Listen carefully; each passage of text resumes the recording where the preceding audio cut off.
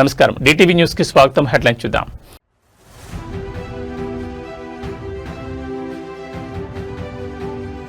Telangana budget 3,24,234 కోట్లు సభలో ప్రవేశపెట్టిన డిప్యూటీ సీఎం భట్టి విక్రమార్క.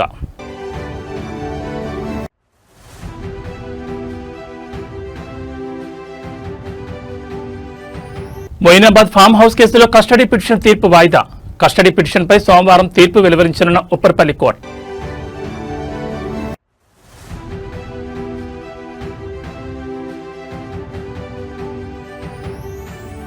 తెలంగాణలో మరో భారీ స్కామ్, ఆధారాలతో సహా బయటపెడతానంటూ హరీష్ రావు సంచలన ఆరోపణలు.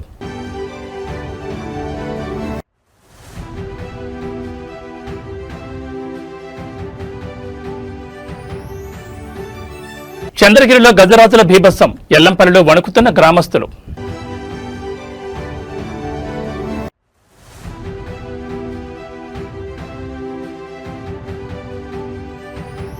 మరోసారి మెట్రో ట్రైన్లో సాంకేతిక సమస్య, అమీర్పేట్ రాయదుర్గం మార్గంలో అంతరాయం. ఇక డీటెయిల్స్ చూస్తే తెలంగాణ శాసనసభలో 2026-27 ఆర్థిక సంవత్సరానికి సంబంధించిన వార్షిక బడ్జెట్ ను డిప్యూటీ సీఎం ఆర్థిక శాఖ మంత్రి మల్లు భట్టి విక్రమార్క ఇవాళ ప్రవేశపెట్టారు. స్పీకర్ గడ్డం ప్రసాద్ కుమార్ అనుమతితో బడ్జెట్ ప్రసంగాన్ని ప్రారంభించిన ఆయన తమ ప్రభుత్వ లక్ష్యాలను మరియు ప్రాధాన్యతలను సభకు వివరించారు. ప్రజలే మాకు పరమావధి, సభలో బడ్జెట్ ప్రవేశపెట్టి గొప్ప అవకాశం కల్పించిన రాష్ట్ర ప్రజలకు ధన్యవాదాలు తెలుపుకుంటున్నారని భట్టి విక్రమార్క తన ప్రసంగాన్ని ప్రారంభించారు. రాష్ట్రాన్ని అభివృద్ధి పదంలో ముందుకు తీసుకెళ్తున్నామని, దేశంలోని తెలంగాణను నెంబర్ 1 గా నిలపడమే తమ ప్రభుత్వ ప్రధాన లక్ష్యమని ఆయన స్పష్టం చేశారు. ఇందుకోసం శక్తివంచన లేకుండా కృషి చేస్తున్నామని తెలిపారు. బడ్జెట్ అంటే కేవలం అంకెల చుట్టూ తిరిగే సంఖ్యల గారడీ కాదని, వాస్తవాలకు దగ్గరగా ప్రజల అవసరాలకు అనుగుణంగా దీన్ని రూపొందించామని అన్నారు. గొప్పల కోసం మేము ఎప్పుడూ అబద్దాలు చెప్పుకోమన్నారు. తమ ప్రభుత్వంలో సంక్షేమానికి, మహిళా అభివృద్ధికి తొలి ప్రాధాన్యత ఉంటుందని ఆయన వెల్లడించారు. మహిళా సాధికారత దిశగా కీలక కేటాయింపులు చేసినట్లు సూచించారు. రాష్ట్ర సంస్కృతిని కాపాడడంలో తమ ప్రభుత్వం ముందుంటుందని, గద్దల అవార్డుల ద్వారా కళాకారులను గౌరవించామని తెలిపారు. అలాగే మేడారం జాతరను అత్యంత వైభవపేతంగా నిర్వహించామని గుర్తు చేశారు. రాష్ట్ర వార్షిక బడ్జెట్ 3,24,234 కోట్లని డిప్యూటీ సీఎం మల్లు భట్టి విక్రమార్క తెలిపారు. అందులో రెవెన్యూ వ్యయం 2,34,406 కోట్లని, మూలధన వ్యయం 47,267 కోట్లని తెలిపారు. ఇక రాష్ట్ర తలసరి ఆదాయం 4,18,931 కోట్లుగా ఉందని, వృద్ధి రేటు 10.20% ఉందన్నారు. రాష్ట్ర తలసరి ఆదాయం గణనీయంగా పెరిగింది. 2025-26 ఆర్థిక సంవత్సరంలో ప్రస్తుత ధరల ప్రకారం రాష్ట్ర తలసరి ఆదాయం 4,18,931 రూపాయలు కాగా, వృద్ధి రేటు 10.2%. దేశ తలసరి ఆదాయం 2,19,575 రూపాయలు కాగా, వృద్ధి రేటు కేవలం 6.9%. దేశ తలసరి ఆదాయంతో పోలిస్తే తెలంగాణ తలసరి ఆదాయం 1,99,356 రూపాయలు ఎక్కువ, అంటే 1.9 రెట్లు ఎక్కువగా ఉంది. రాష్ట్రంలో సంచలనం సృష్టించిన మొయినాబాద్ ఫామ్ హౌస్ కేసులో నిందితుల కస్టడీ పిటిషన్పై విచారణ పూర్తయింది. ఉప్పరపల్లి కోర్టు ఈ పిటిషన్పై తీర్పును సోమవారానికి వాయిదా వేసింది. ఈ కేసులో ఇప్పటికే అరెస్ట్ అయిన పైలట్ రోహిత్ రెడ్డి, రితీష్ రెడ్డి, నమిత్ చంద్రను విచారించేందుకు వారం రోజుల పాటు తమ కస్టడీకి ఇవ్వాలని పోలీసులు కోర్టును కోరారు. ఫామ్ హౌస్ లో జరిగిన వ్యవహారానికి సంబంధించి మరిన్ని కీలక ఆధారాలు సేకరించాల్సిందని, నిందితుల నుంచి సమాచారం రాబట్టడం అత్యవసరమని పోలీసులు తమ పిటిషన్లో పేర్కొన్నారు. ఇవాళ ఉప్పరపల్లి కోర్టులో ఉభయ పక్షాల వాదనలు సుదీర్ఘంగా కొనసాగాయి. నిందితుల తరపు లాయర్లు కస్టడీని వ్యతిరేకించగా కేసు తీవ్ర దృష్ట్యా విచారణ అవసరమని ప్రభుత్వ తరపు న్యాయవాదులు వాదించారు. ఇరుపక్షాల వాదనలో విన్న న్యాయస్థానం తుది తీర్పును వచ్చే సోమవారానికి రిజర్వ్ చేసింది. ప్రస్తుతం నిందితులు రిమాండ్లో ఉండగా ప్రస్తుతం కోర్టు ఇచ్చే తీర్పు ఈ కేసులో తదుపరి విచారణకు అత్యంత కీలకం కానుంది.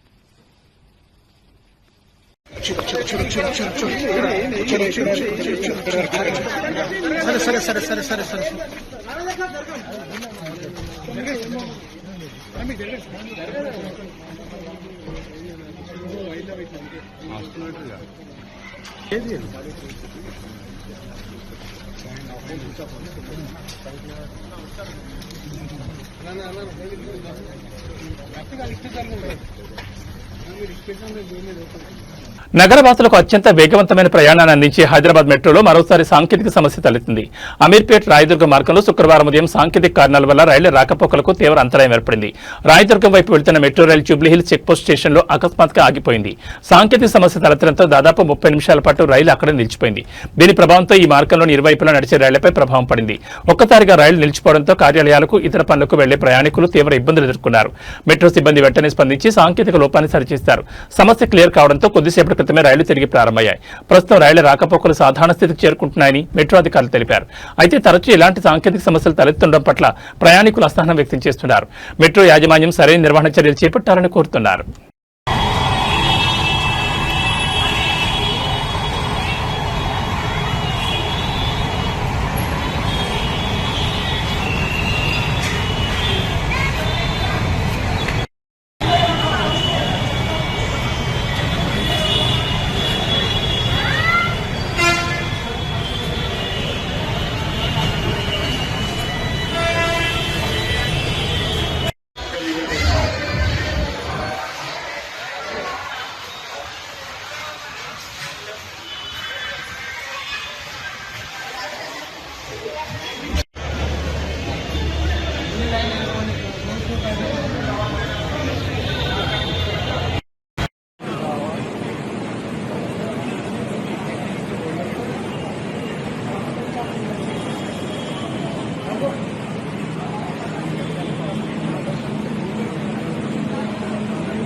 రాష్ట్రంలో కాంగ్రెస్ ప్రభుత్వం ప్రతిష్టాత్మకంగా చేపడుతున్న యంగ్ ఇండియా ఇంటిగ్రేటెడ్ స్కూళ్ల నిర్మాణంలో భారీ ఎత్తున కుంభకోణం జరుగుతోందని మాజీ మంత్రి BRS deputy floor leader Harish Rao ఆరోపించారు. రాష్ట్ర వ్యాప్తంగా ఇప్పటివరకు 76 ఇంటిగ్రేటెడ్ స్కూళ్లకు టెండర్లు పూర్తి చేస్తే బీఆర్ఎస్ సిట్టింగ్ ఎమ్మెల్యేలున్న 26 నియోజకవర్గాలకు ఇవ్వలేదని ధ్వజమెత్తారు.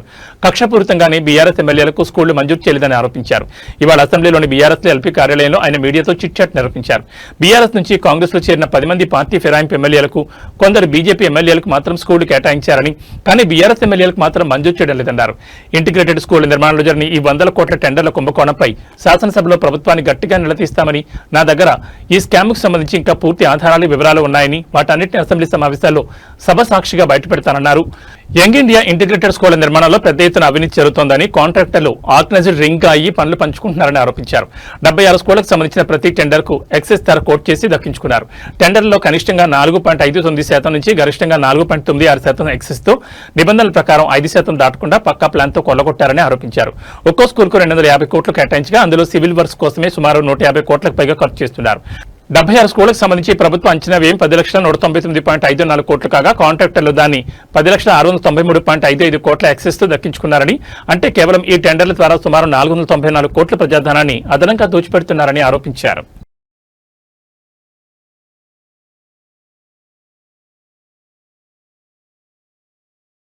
అసెంబ్లీ సమావేశాల నేపథ్యంలో రాష్ట్ర రాజకీయాలు వేడెక్కాయి. అమరవీరుల స్తూపం వద్ద బీఆర్ఎస్ ప్రజాప్రతినిధులు వినూత్న రీతిలో నిరసన వ్యక్తం చేశారు.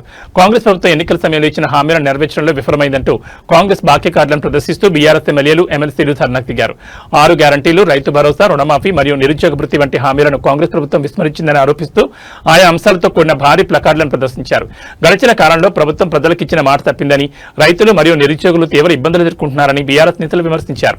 తొలుత గన్ పార్క్ వద్ద అమరవీరుల స్తూపానికి నివాళులర్పించిన అనంతరం ప్రభుత్వానికి వ్యతిరేకంగా నినాదాలు చేశారు. నిరసనలో పాల్గొన్న మాజీ మంత్రులు మరియు ఎమ్మెల్యేలు మాట్లాడుతూ అధికారంలోకి వచ్చే నెలలు గడుస్తున్న హామీల అమల్లో స్పష్టత లేదన్నారు. బాకీ పడ్డ ప్రతి పైసా ప్రజలకు చెల్లించే వరకు అసెంబ్లీ లోపల బయట పోరాటం కొనసాగిస్తామని స్పష్టం చేశారు. ఈ నిరసన అనంతరం బీఆర్ఎస్ నాయకులు భారీ ర్యాలీగా అసెంబ్లీకి బయలుదేరారు.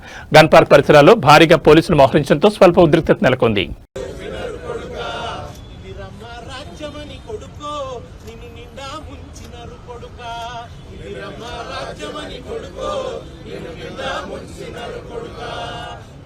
చేసినరు కొడుకో మొండి చెయ్యి చూపినరు కొడుకా తొడి చేసినరు కొడుకో మొండి చెయ్యి చూపినరు కొడుకా ఇందిరమ్మ రాజ్యమని కొడుకో నిన్ను నిండా ముంచినరు కొడుకా ఇందిరమ్మ రాజ్యమని కొడుకో నిన్ను నిండా ముంచినరు కొడుకా గల్లీ కాంగ్రెసు మాట నమ్మరని ఢిల్లీ పెద్దలను తీసుకొస్తిరి ఢిల్లీ పెద్దలను తీసుకొస్తిరి ఢిల్లీ పెద్దలను తీసుకొస్తిరి రాహుల్ గాంధీ ప్రియాంక గాంధీ బాధ్యత మాదని బాసా వేసిరి బాధ్యత మాదని బాసా వేసిరి బాధ్యత మాదని బాసా వేసిరి చిత్తూరు జిల్లా చంద్రగిరి మండలం ఎల్లంపల్లి గ్రామంలో ఏనుగుల గుంపు హల్చల్ చేస్తోంది. గత వారం రోజులుగా ఈ ప్రాంతంలోని తిష్ట వేసిన గజరాజులు స్థానిక ప్రజలను భయాందోళన గురిచేస్తున్నాయి.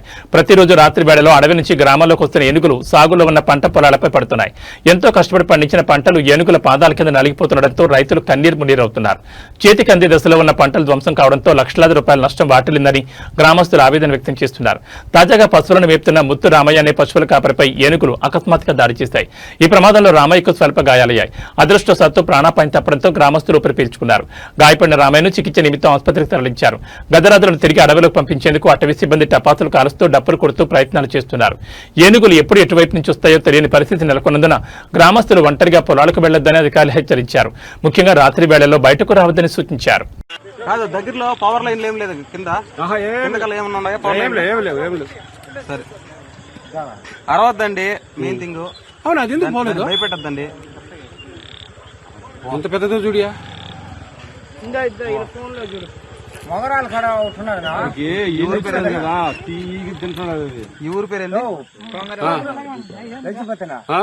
మొగరాలు ఖడా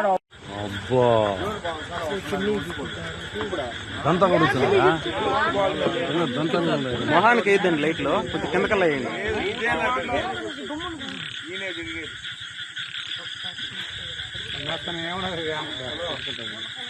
ఆకలికి ఆకలికి ఎవరికి నష్టం.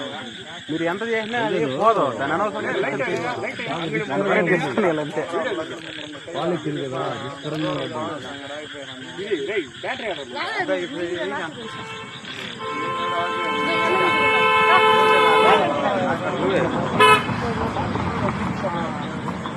జగిత్యాల జిల్లా కొడిమ్యాల మండలంలో పెద్ద పులి సంచారం కలకలం రేపుతోంది. సూరంపేట, గంగారం తాండా అటవీ ప్రాంతాల్లో 2 ఆవులపై పులి దాడి చేసి చంపింది. ఈ దృశ్యాలు ట్రాక్ కెమెరాలో రికార్డు కావడంతో అటవీశాఖ అధికారులు అప్రమత్తమయ్యారు. ఇన్ఫెక్షన్ సోకకుండా ఆవుల కళేబరాలను దహనం చేశారు. పొలాలకు అడవిలోకి ఒంటరిగా వెళ్లొద్దని అధికారులు స్థానిక ప్రజలకు పశువుల కాపర్లకు సూచించారు.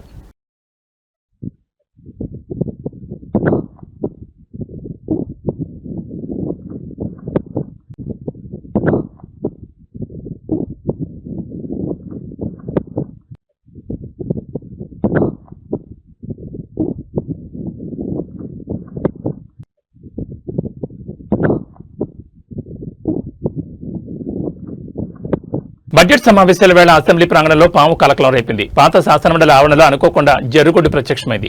అక్కడే విధుల్లో ఉన్న ట్రాఫిక్ పోలీస్ వెంటనే అప్రమత్తమై ధైర్యంగా పామును పట్టుకున్నారు. మలక్పేట్ ట్రాఫిక్ పోలీస్ స్టేషన్ చెందిన 2009 బ్యాచ్కి చెందిన వెంకటేష్ నాయక్ ఈ సాహసం చేశారు. పామును సురక్షితంగా పట్టుకుని అటవీశాఖ అధికారులకు అప్పగించేందుకు తరలించామని పోలీసులు తెలిపారు. ఈ ఘటనలో ఎలాంటి ప్రమాదం జరగకుండా చూడడంలో ట్రాఫిక్ పోలీస్ వేగంగా స్పందించడం ప్రశంసనీయంగా నిలిచింది.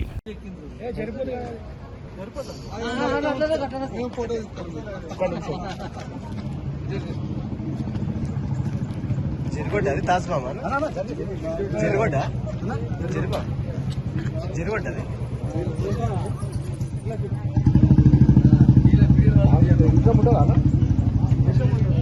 కరవదా అన్నది కరవదా అన్నది కరవదా బీఆర్ఎస్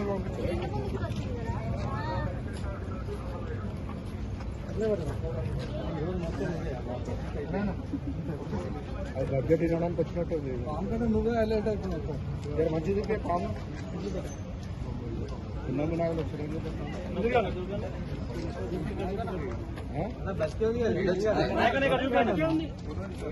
సాధారణంగా గ్రామాల్లో బెల్ షాపులు వద్దని, చోదం ఆడొద్దని గ్రామస్తులు నిషేధాజ్ఞలు విధిస్తుండటం చూస్తుంటాం. కానీ ఏపీలోని ఓ గ్రామం మాత్రం విచిత్రంగా ఐస్ క్రీం బండ్లకు చెక్ పెట్టింది.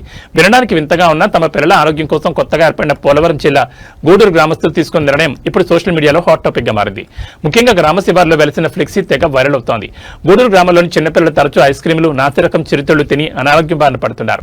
దీనివల్ల జలుబు, దగ్గుతో పాటు దీర్ఘకాలిక ఆరోగ్య సమస్యలు వస్తున్నాయని గమనించిన గ్రామ పెద్దలు మహిళలు ఒక చోట చేరి గ్రామసభ నిర్వహించారు. కేవలం చర్చలతో ఆపకుండా కఠినమైన నిబంధనలను అమలులోకి తెచ్చారు. ఈ క్రమంలోని గ్రామంలోకి ఐస్ క్రీం అమ్మేవారు రాకూడదని, ఒకవేళ వస్తే గ్రామస్తులు వారిని తరిమేయాలని నిర్ణయించారు. ఒకవేళ నిబంధనలు అతిక్రమించి గ్రామంలోకి వస్తే వారికి 5,000 రూపాయల జరిమానాను ఫిక్స్ చేశారు. అదేవిధంగా నాసిరకం రంగులు కలిపిన ఆహార పదార్థాలు, గడువు తీరిన స్నాక్స్ అమ్మే దుకాణాలపై నిఘా పెట్టారు. కేవలం ఆహారమే కాదు, గ్రామాల్లోని చెడు అలవాట్లను రూపుమాపేందుకు ఇప్పటికే గ్రామంలో ఉన్న బెల్ట్ షాపును గ్రామస్తులు స్వచ్ఛందంగా మూయించేశారు. గుడుంబ ఇతర మత్తు పదార్థాలు వాడినా విక్రయించినా గ్రామం నుంచి బహిష్కరించేలా కఠిన నిబంధనలు రూపొందించారు. ప్రస్తుతం గూడూరు గ్రామస్తులు ఐక్యంగా తీసుకున్న నిర్ణయాల పట్ల చుట్టుపక్కల గ్రామస్తులు సైతం హర్షం వ్యక్తం చేస్తున్నారు.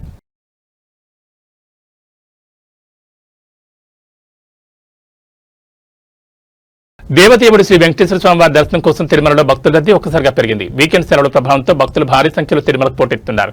ఈ క్రమంలో శ్రీవారి ఉచిత దర్శనం కోసం వేచి ఉన్న భక్తులతో వైకుంఠం క్యూ కాంప్లెక్స్ లోని అన్ని కంపార్ట్మెంట్లు నిండిపోయాయి. భక్తుల సంఖ్య అంచనాలకు మించి ఉండడంతో క్యూ లైన్లు కంపార్ట్మెంట్లు దాటి బయటకు వచ్చి శిలాతోరణం వరకు చేరుకున్నాయి. నేడు ఉదయం 8 గంటల తర్వాత క్యూ లైన్లో ప్రవేశించిన భక్తులకు స్వామివారి దర్శనం లభించడానికి సుమారు 18 గంటల సమయం పట్టే అవకాశం ఉంది. ఇక 300 ప్రత్యేక ప్రవేశ దర్శనం టోకెన్లు ఉన్న వారికి 3 నుంచి 4 గంటలు, సర్వదర్శనం టోకెన్లు ఉన్న వారికి 4 నుంచి 6 గంటల సమయం పడుతోంది. గురువారం ఒక్కరోజే 57,272 మంది భక్తులు స్వామివారిని దర్శించుకున్నారు. 23,842 మంది భక్తులు తలనీలాలు సమర్పించి మొక్కులు చెల్లించుకున్నారు. భక్తులు సమర్పించిన కానుకల ద్వారా హుండీ ఆదాయం 3.37 కోట్లు వచ్చాయని టీటీడీ అధికారులు పేర్కొన్నారు. భక్తుల రద్దీని దృష్టిలో ఉంచుకుని టీటీడీ అధికారులు క్యూ లైన్లో వేచి ఉన్న భక్తులకు నిరంతరాయంగా అన్నప్రసాదం, పాలు, త్రాగునీరు అందుబాటులో ఉండేలా చర్యలు తీసుకుంటున్నారు.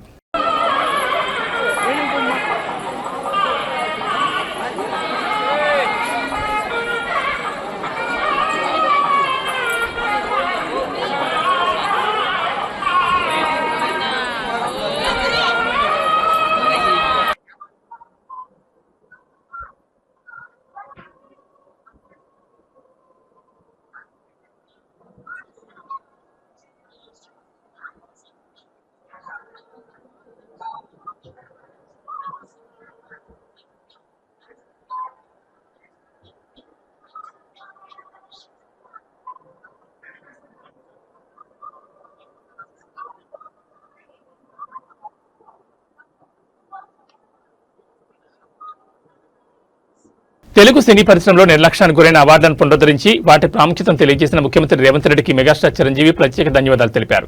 ప్రభుత్వ ప్రోత్సాహం సినీ పరిశ్రమలో ఎంతో మందికి ఉపాధి దొరికేలా చేస్తుందన్నారు. హైదరాబాద్ ను సినిమా హబ్ గా చూడాలన్న ప్రభుత్వ సంకల్పానికి అండగా ఉంటామన్నారు. హైటెక్స్ వేదికగా జరిగిన అవార్డుల వేడుకలో ఎన్టీఆర్ జాతీయ పురస్కారాన్ని అందుకున్న మెగాస్టార్ ఆంధ్రప్రదేశ్ ప్రభుత్వం అవార్డులను ప్రకటించాలని విజ్ఞప్తి చేశారు. ఇప్పుడు హాలీవుడ్ అంటే మనం ఒక అగ్రరాజ్యం గుర్తుకొస్తుంది. అలాగే ఇండియన్ సినిమా అంటే ఈ రోజున హైదరాబాద్, తెలంగాణ గుర్తుకు రావాలన్న ముఖ్య ఉద్దేశంతో మన ముఖ్యమంత్రిగా చేపట్టే బృహత్ కార్యక్రమానికి మనందరం చేదోడుగా ఉంటామని, ఇండస్ట్రీ మీ వైపు ఉంటుందని మనస్ఫూర్తిగా ఈ సందర్భంగా నేను తెలియజేస్తూ, మరో తెలుగు రాష్ట్రం ఈ కళాకారుల పట్ల, ఈ సినిమాల పట్ల వాళ్ళని ఉత్సాహపరిచే దాని విధానంలో కొంచెం వెనకంజ వేస్తే ఉందనుకుంటున్నాను. కాబట్టి సినిమా వాళ్ళకి అతి దగ్గరగా ఉన్నటువంటి ముఖ్యమంత్రి గారు నారా చంద్రబాబు నాయుడు గారు, ఆయన కూడా దీన్ని ఇన్స్పిరేషన్గా తీసుకుని మరింత ప్రోత్సహిస్తే కనుక మీరు ఇచ్చే ఉత్సాహంతో ఎంతో మంది యంగ్స్టర్స్ ఈ రోజున మరిన్ని సినిమాలు చేస్తారు. ఆ సినిమా రెవెన్యూ కూడా మనకి కంట్రిబ్యూట్ అవుతుంది మన స్టేట్ ఎకానమీకి. అది కూడా ఒక ఆలోచన పెట్టవలసిందిగా వినమ్రంగా ఈ వేదిక నుంచి వారికి విన్నవించుకుంటున్నాను. 16 ఏళ్ల వయసులో I came to Hyderabad for the first time as an assistant director for ANR గారు film Srimanthudu. When I was receiving Sangeetam Garu's award, I was thinking of the first film I worked with him, which was Somokkaddi, Sokokkaddi. All the work was done by Mr. Sangeetam and I received the award. And we have worked for 50 years together. But he is the youngest senior I've met in my cinema career. Gaddar పేరు మీద award ప్రకటించినందుకు Telangana రాష్ట్ర ప్రభుత్వానికి నేను హృదయపూర్వకంగా ధన్యవాదాలు చెప్తున్నాను. కత్తి కాంతారావు అంటే మామూలు విషయమా? ఓ లక్ష్మణుని వేసిన, నారదుని వేసిన, రామారావు గారి తర్వాత అన్ని వేషాలు వేసిన, ఒప్పించి మెప్పించిన మహానుడు కాంతారావు గారు. అలాంటి కాంతారావు గారు అవార్డు నాకు ఇచ్చి నాకు జన్మ ధన్యం చేశారు రేవంత్ రెడ్డి గారు. Thanks a lot. ధన్యవాదాలు మీ అందరికీ. భారతీయ కరెన్సీ చరిత్రలో 2026 మార్చి ఒక అత్యంత గడ్డు కాలంగా నిలిచిపోయింది. శుక్రవారం ఉదయం 10 గంటల వరకు అందిన తాజా నివేదికల ప్రకారం అంతర్జాతీయ ఫారెక్స్ మార్కెట్లో భారత రూపాయి అమెరికన్ డాలర్తో పోలిస్తే తొలిసారిగా 93.08 వద్ద రికార్డు కనిష్టానికి పడిపోయింది. ఇంట్రాడే ట్రేడింగ్ లో ఇది ఒకనొక దశలో 93.30 వరకు పతనమవడం ఇన్వెస్టర్లను తీవ్ర ఆందోళనకు గురిచేస్తోంది. కేవలం ఒక్క రోజులోనే రూపాయి విలువ 19 పైసలు పైగా క్షీణించడం గమనార్హం. గతంలో మార్చి ప్రారంభంలో నమోదైన 92.30, 92.60 రికార్డులను చెరిపేస్తూ రూపాయి సరికొత్త ఆల్ టైమ్ లో స్థాయికి చేరుకుంది. రిజర్వ్ బ్యాంక్ ఆఫ్ ఇండియా మార్కెట్లో ప్రవేశించి డాలర్లను విక్రయించడం ద్వారా రూపాయిని కాపాడే ప్రయత్నం చేసినప్పటికీ అంతర్జాతీయంగా ఉన్న భారీ ఒత్తిడి ముందు ఆ చర్యలు ఆశించిన ఫలితాన్ని ఇవ్వడం లేదు. ఈ ఆకస్మిక పతనానికి ప్రధాన కారణం పశ్చిమాసియాలో ముదురుతున్న యుద్ధ మేఘాలేనని ఆర్థిక విశ్లేషకులు స్పష్టం చేస్తున్నారు.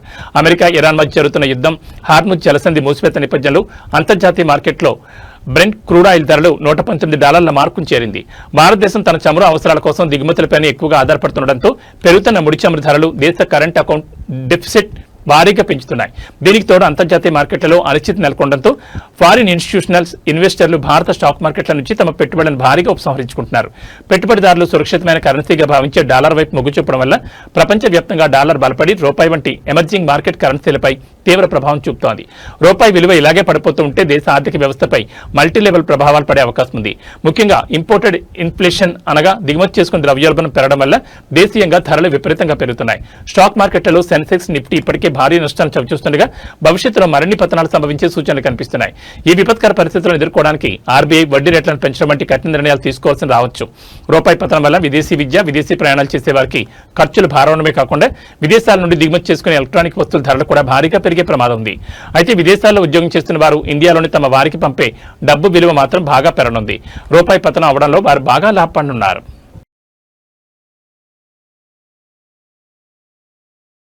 ఇవి బులెటిన్ విశేషాలు. మరో బులెటిన్లో మళ్ళీ కలుసుకుందాం. నమస్కారం.